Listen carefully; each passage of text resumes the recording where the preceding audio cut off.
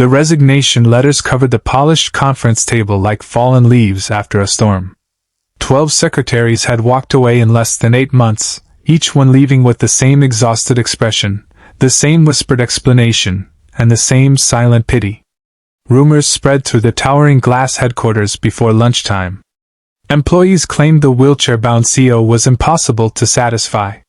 Some believed her success had made her cold. Others insisted her disability had turned her bitter. No one dared admit the truth they feared most, that beneath her flawless business reputation lived a woman whose heart had been broken so many times that she trusted no one anymore. Then, on an ordinary bright Monday morning filled with warm sunshine pouring through the enormous windows, a single father quietly stepped into the lobby carrying nothing more than an old leather folder and a determination nobody noticed. When everyone else looked away from the impossible job, he simply looked at the woman in the wheelchair and said only 5 unforgettable words in his heart: "Let me try." Before this emotional journey continues, please take a moment to like this video, leave a comment, share it with someone who believes kindness can change lives, and subscribe to Kindness Touches Hearts if you believe people deserve second chances. Your support helps us share more stories that remind the world compassion still exists. The company's headquarters stood proudly in the middle of the city's financial district, surrounded by sparkling office towers and busy streets filled with people chasing success. Every employee admired the CEO's remarkable achievements. She had inherited a struggling technology company after her parents passed away unexpectedly, transforming it into one of the country's fastest-growing businesses before turning 35. Investors praised her intelligence. Competitors respected her discipline. Newspapers called her the Iron Woman of business. Yet those glamorous headlines never mentioned the accident that had taken away the use of her legs 6 years earlier. They never spoke about the endless surgeries, the painful rehabilitation, or the lonely nights spent wondering why everyone treated her wheelchair before they treated her as a human being. Inside the company, life moved with military precision. Meetings started exactly on time. Reports were expected to be perfect. Mistakes were corrected immediately. Many employees mistook her high standards for cruelty. Secretaries came with confidence but left defeated. Some cried in the elevators after receiving corrections. Others simply disappeared after submitting resignation emails before sunrise. Human resources struggled to explain why no assistant stayed longer than a few weeks. The board of directors quietly worried that the CEO's growing isolation would eventually damage the company itself. That same week, another interview had been scheduled, though nobody expected much. Dozens of qualified applicants had already refused the position after hearing stories from former assistants. Those who did appear usually left halfway through the interview.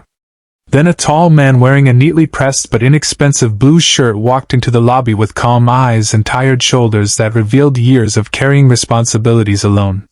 His name was Adrian. Unlike the other applicants, his resume wasn't filled with executive experience. Instead, it reflected years of organizing hospital appointments, managing community programs, handling office administration, and balancing 2 jobs while raising his young daughter by himself. Few people knew Adrian's story. 3 years earlier, his wife had lost her battle with cancer, leaving him to raise 7-year-old Sophie alone. Since then, every sunrise began before dawn. He packed lunches, braided messy hair after watching online tutorials, prepared breakfast, worked throughout the day, helped with homework every evening, and somehow still smiled whenever Sophie needed reassurance that everything would be all right.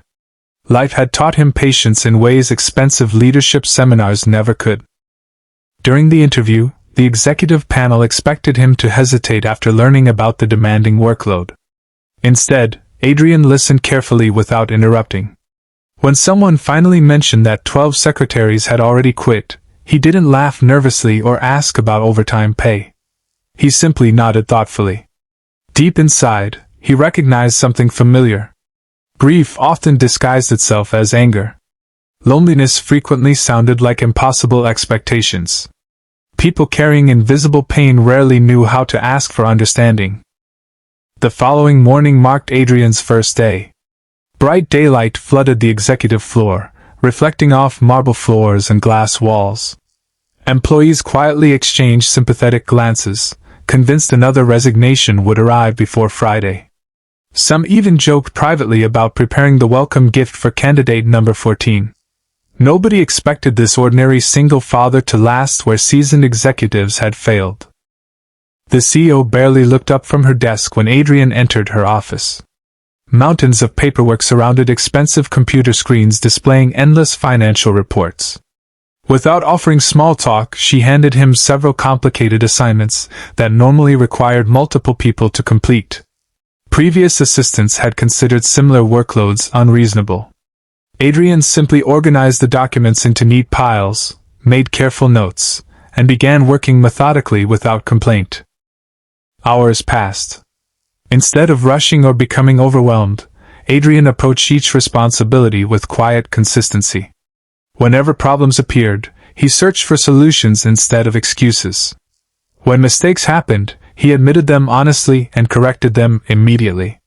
More importantly, he never treated the CEO differently because of her wheelchair. He neither pitted her nor tried to impress her. He simply respected her position while recognizing her humanity. Several days later, something unexpected happened. During a busy afternoon, the CEO accidentally dropped an important folder while reaching across her desk. Papers scattered across the polished floor. The room fell silent. Many people in similar situations immediately rushed to help while expressing exaggerated sympathy, often making her feel helpless instead of respected. Adrian noticed the papers but waited just long enough for her to decide whether she wanted assistance. Only after seeing genuine frustration on her face did he quietly gather every page without making the moment feel embarrassing. He returned the folder with a simple smile and continued discussing the afternoon schedule as though nothing unusual had happened. For the first time in months, the CEO looked surprised. That evening, after work, Adrian hurried to Sophie's school auditorium where parents filled folding chairs for the annual music performance. Although exhausted after an intense first week, he cheered louder than anyone when Sophie finished playing her small violin. Watching his daughter beam with pride reminded him why giving up had never been an option. Life wasn't measured by titles or salaries. It was measured by showing up for the people who depended on you. The next morning, Sophie insisted on packing an extra homemade cookie into Adrian's lunch bag, explaining that everyone worked better after sharing kindness. Adrian smiled, never imagining that one small cookie would quietly begin changing the atmosphere inside one of the country's toughest executive offices. Near lunchtime, the CEO skipped another meal while reviewing financial forecasts. She had developed the unhealthy habit years earlier, convincing herself productivity mattered more than self-care. Adrian noticed without saying anything. Later, while organizing paperwork, he placed the cookie beside a bottle of water with a short handwritten note reminding whoever found it that even the strongest people needed energy to keep carrying heavy burdens. No signature appeared beneath the message. The CEO stared at the cookie for several minutes before finally taking a small bite. It was the first complete lunch she had eaten inside the office in weeks. Days slowly turned into weeks. Employees began noticing subtle changes that nobody could explain. The CEO still demanded excellence, but the constant tension inside the executive suite seemed lighter. Meetings ended with fewer raised voices. Staff members no longer left the office looking defeated every afternoon. Even the security guards noticed she occasionally smiled while leaving the building beneath the bright afternoon sun. One afternoon, while reviewing old company archives, Adrian accidentally discovered photographs taken before the accident. They showed a vibrant young executive hiking through mountains, laughing with employees during company picnics, volunteering at children's hospitals, and dancing during charity galas. The woman in those pictures looked completely different from the guarded leader everyone knew today. Adrian quietly understood that the wheelchair hadn't stolen her happiness overnight. Loss had slowly built invisible walls around her heart until almost nobody remembered who she had once been.